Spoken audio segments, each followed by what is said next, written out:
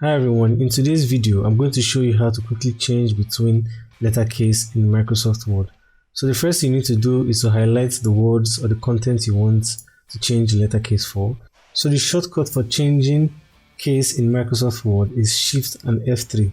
If I should select, for example, here in this area here in my Microsoft Word text, and I should press Shift and F3, you can see everything in the selected area has been changed to capital letters.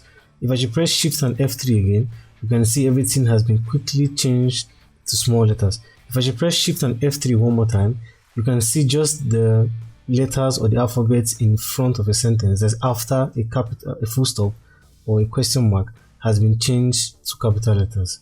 So that's it for this quick tutorial, guys. If you enjoyed the video, please give the video a like. I'll see you on the next one. Thank you.